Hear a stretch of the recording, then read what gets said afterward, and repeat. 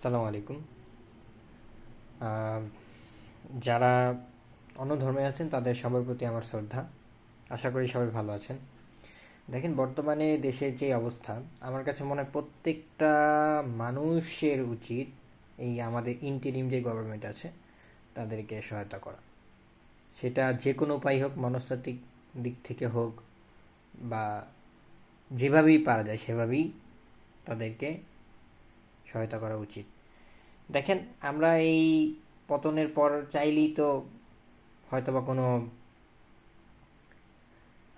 দ্রুত কোনো নির্বাচনের মাধ্যমে গিয়ে হয়তো আবার বিএনপিকে ক্ষমতায় আনতে পারতাম। বিএনপির এখন এখন পর্যন্ত ওদের যেই মানুষের যেই পছন্দ করার যে বিষয়টা, ওরা যদি নির্বাচনে দাঁড়ায়, আমি যতটুকু মনে করি ওরাই আসবে। কিন্তু দেখেন, আসলে আপনি চিন্তা করে একবার একটু দেখেন, এই যে এত ছাত্র জনতা, এই যে একটা সংকটকালীন সময়ে এতগুলো মানুষ মারা গেল, প্রত্যেকটা শ্রেণী পেশার মানুষ। আসলে তারা কি, তাদের জীবনের মূল্য কি শুধুমাত্র এই এতটুকু একটা ফ্যাসিস্ট গেছে আর একটা ফ্যাসিস্ট আসবে? কখনোই আমার কাছে সেটা মনে হয় না।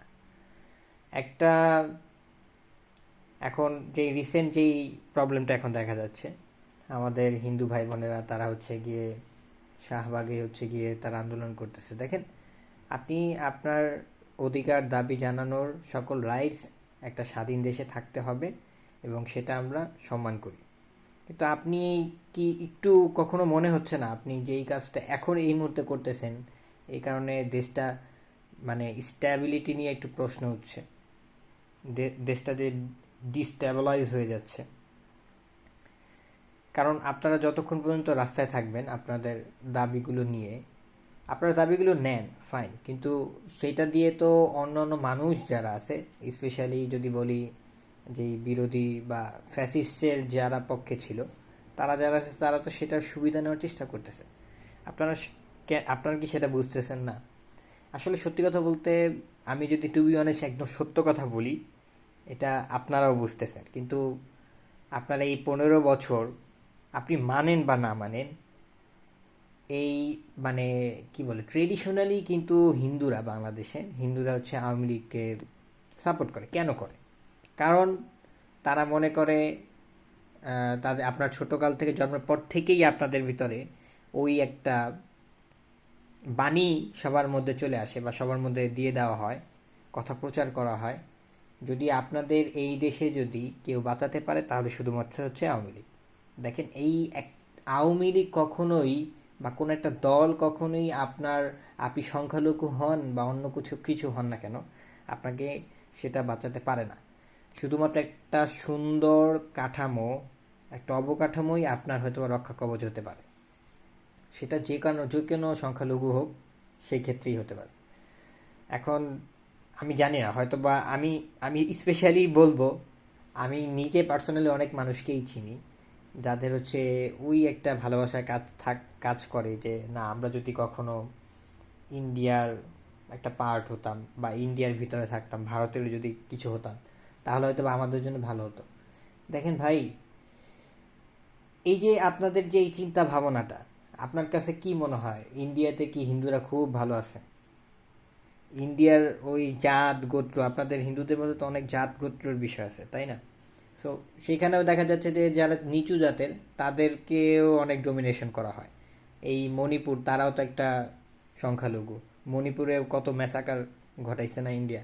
সো আসলে যে যাই ঘটাক না কেন, আমার কথা হচ্ছে একটাই, আমরা সবাই হচ্ছে বাঙালি এবং আমাদের মুসলিম না কোনো হিন্দু না, সবার আসলে উচিত এখন এই মুহূর্তে এক থাকা। কিন্তু আপনারা যেই দাবিটা জানাইতেছেন সেটা আমি সমর্থন করি, কারণ আপনাদের উপরে যেই ঘটনাগুলো ঘটেছে, এখন এখানেও প্রশ্ন আছে কতটুকু ঘটনা ঘটছে, মানে আপনি কি প্রমাণ আসলেই দেখাতে পারবেন? হয়তোবা এই যে বড় বড় ইন্টারন্যাশনাল মিডিয়াগুলো থেকে ক্লিয়ারলি বোঝা যাচ্ছে যে এই পর্যন্ত টোটাল মাত্র শুধুমাত্র 2 জন হিন্দু মারা গিয়েছে, এবং কিছু কিছু জায়গায় হচ্ছে গিয়ে অবশ্যই এরকম হিন্দুদের উপর লুটপাট বা আগুন এসব ঘটনা ঘটছে। এখন আপনি যে লুটপাটের কথা বলতেছেন, লুটপাট তো বাংলাদেশের প্রত্যেকটা মানুষেরই এটা নিয়ে মানে আতঙ্কে আছে। ঢাকায় যে পরিমাণ লুটপাটের ঘটনা আমরা দেখতেছি, তো আপনারাও দেখতেছেন। সো আসলে বিষয়টা হচ্ছে গিয়ে যে এইটা শিখে শুধুমাত্র আপনারা সংখ্যালঘু বলে এই কারণে কিন্তু না। মানে আমার কথা হচ্ছে আপনারা এই বিষয়টাকে কমিউনাল তৈরি করেন না। এই বিষয়টা সবার উপর হয়েছে, যে লুটপাটের ঘটনা, যেই বিষয়গুলো সবার উপর হয়েছে। এখন ওই আপনাদের উপরে আগুন জ্বালাও এর মধ্যে হয়তো বা 95%, নট হয়তো বা, আমি আসলে, আপনি বিভিন্ন মিডিয়াতে যান, এখন আপনি বিভিন্ন চ্যানেলে যান, যেখানে যান আপনি এখন সব জায়গাগুলোতেই দেখতে পারবেন যে তারা কিন্তু এই যে বিভিন্ন হয়তোবা কি বলে, সে হয়তোবা ওই ট্রেডিশনালি সে আওয়ামী লীগ করে, সে বিভিন্ন সময় বিভিন্ন অন্যায় করছে, সেই ক্ষোভটা হচ্ছে মানুষ গিয়ে ঝাঁটাছে। প্রথম কথা হচ্ছে যে এটা কখনোই গ্রহণযোগ্য না।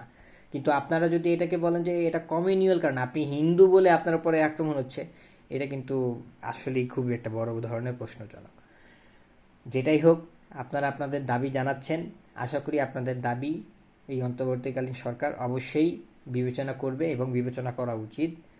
পৃথিবীর যে কোনো দেশেই সংখ্যালঘুদের প্রোটেকশনে আলাদা কোনো অ্যাক্ট বা আলাদা কোনো কিছু থাকা উচিত বলে আমি মনে করি। সো আমি আশা করব এগুলো নিয়ে সবাই সচেতন থাকবেন। শুধুমাত্র আপনাদের কাছে একটাই রিকোয়েস্ট, আপনারা আপনাদের এই মুভমেন্টটার মধ্যে বা আপনাদের এই দাবি দেওয়ার মধ্যে যেন যে ফ্যাসিস্ট সরকার এতদিন আমাদেরকে শোষণ করছে, সেই সরকারের মদতপুষ্ট হয়ে আপনারা যেন অন্য কোনোভাবে ইনফ্লুয়েন্স না হন। কারণ এখন অনেকভাবেই ইনফ্লুয়েন্স হওয়ার সুযোগ আছে এবং এই সব ঘটনাগুলো ঘটে। পৃথিবীর ইতিহাস দেখলেও এই সব ঘটনাগুলো সম্পর্কে জানা যায়।